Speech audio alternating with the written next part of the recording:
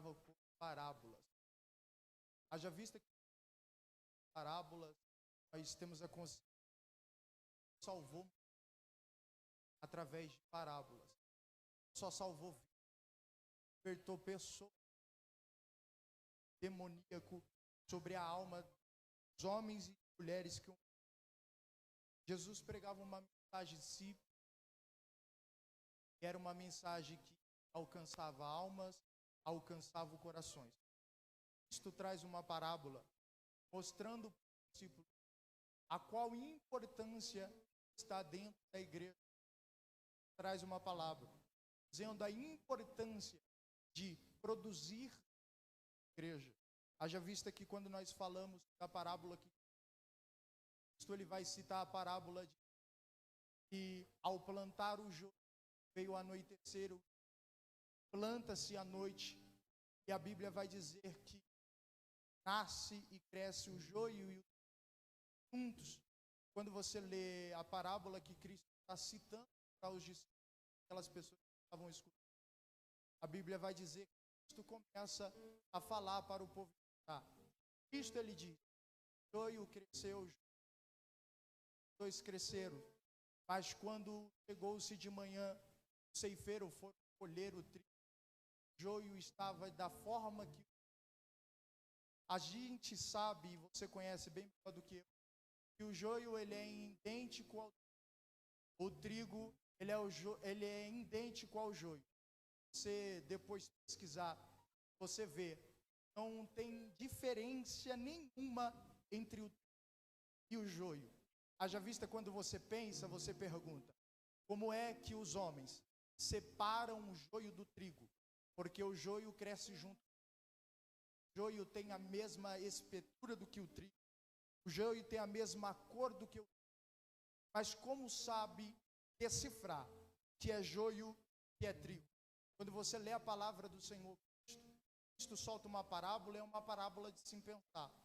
Que o ceifeiro sabia reconhecer que era trigo e o que era joio. Haja vista, trigo ele é igual ao joio. Joio é igual ao trigo.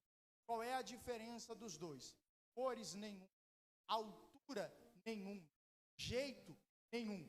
Mas o trigo, ele vai ter algo que o joio não tem.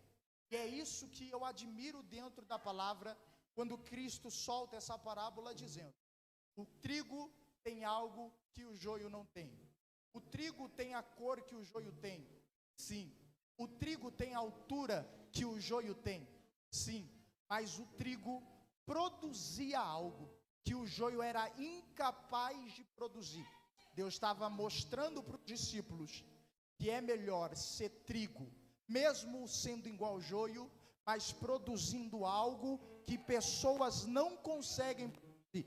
Haja vista que tem gente dentro da igreja com aparência de trigo, fala como trigo, prega muito como trigo, canta muito como trigo, mas na realidade só cresce junto para atrapalhar.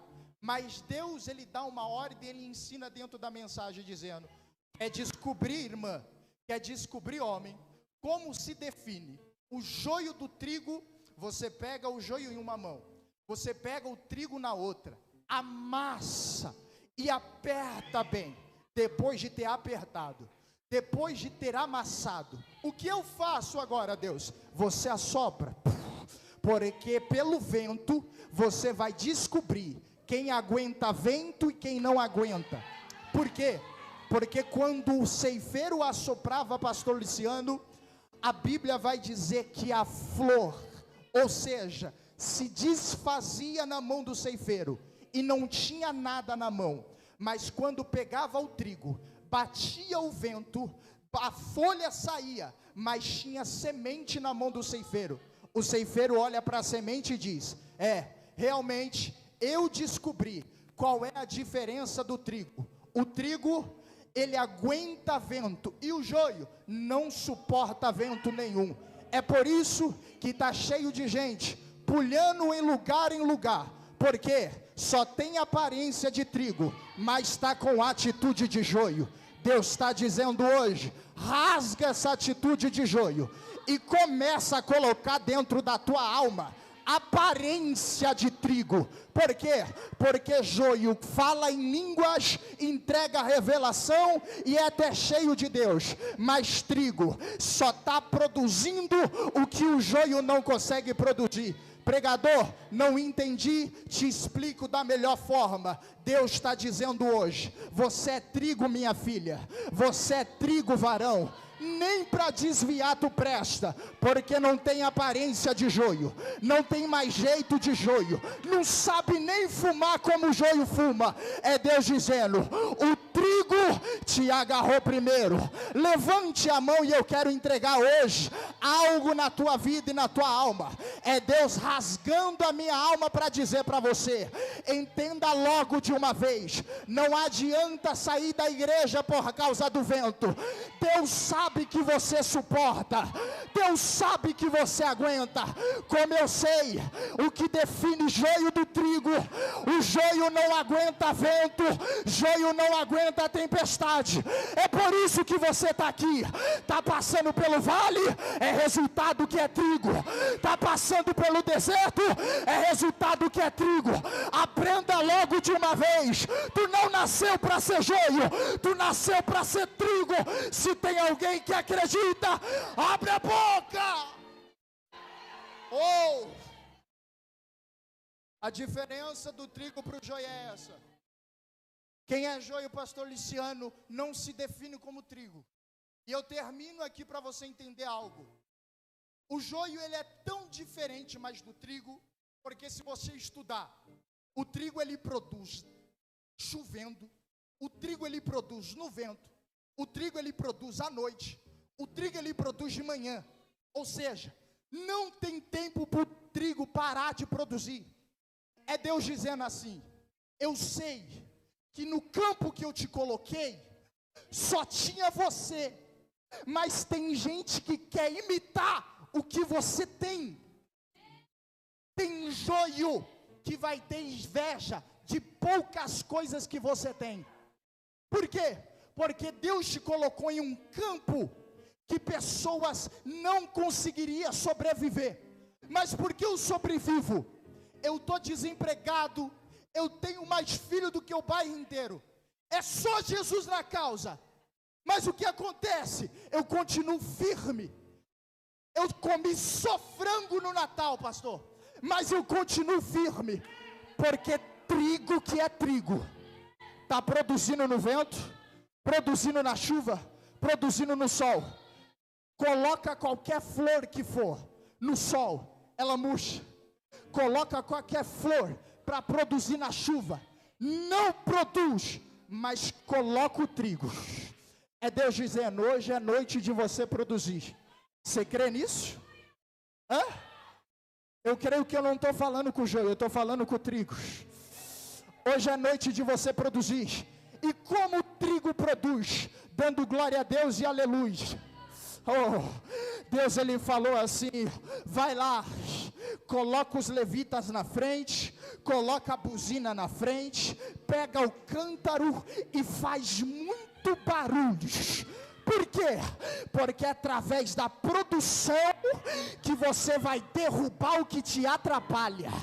É Deus dizendo hoje: você não veio na Betel Shaddai para ver como está bonito, mas tu veio para querer produzir. Tem alguém aqui nesta noite que está entendendo essa mensagem? Ei, talvez tu veio arrastado e o Espírito Santo trocou você dentro do teu quarto e tu veio puxado, subir nessa subida. Mas eu preciso dizer algo para você: isso não é atitude de joio, isso é atitude de trigo. Incomode alguém que está do seu lado, por gentileza. Incomode ele, fala para ele: tira o joio da tua vida e começa a infiltrar trigo. Trigo não para porque alguém falou mal dele, trigo não para porque caluniaram ele, trigo não para porque não chamaram ele para pregar. Isso é resultado de trigo. Aguenta firme, pode falar mal, pode dizer que tu não presta, é resultado de trigo. Levanta a mão, abre a boca. Oh, aleluia. Eu estou sentindo Deus aqui. É resultado de trigo. E trigo é só para quem é valente. Campo é só para quem é valente. Davi não foi colocado no campo por propósito. Deus não pegou Davi do bolso e disse: vai lá, morra. Porque Deus sabia que Davi não era covarde. E Deus não tem propósito com crente covarde e medroso. Deus quer propósito com quem trabalha. Está entendendo isso? Quem pega a chamada e se responsabiliza, para de graça. Quando alguém te dá oportunidade para pregar, você diz: eu não sou capaz. Tem gente que prega melhor do que eu. Se Deus prometeu, Ele garante. Ei, eu preciso repetir. Tem gente que diz: eu não canto muito. Ele canta melhor do que eu. Mas se Deus te prometeu, Ele garante. Tem joio querendo ser igual a você. Tem joio querendo ter o teu jeito, mas não consegue, porque você é trigo. Cutuque ele, fala para ele: tu é trigo. Fala para ele: tu é trigo. Teu lugar não é de joio. Está entendendo? Teu lugar não é de joio. É por isso que Deus queria mostrar a importância de ser trigo. Trigo suporta vento. E o vento batia e mais ele produzia. Termina aqui. Existia 3 grandes festas para o judeu: festa do Pentecoste, festa da Páscoa e festa do Tabernáculo. Em todas as festas tinha pão. E o pão é feito por... Era Deus dizendo: tem gente que precisa de você. Então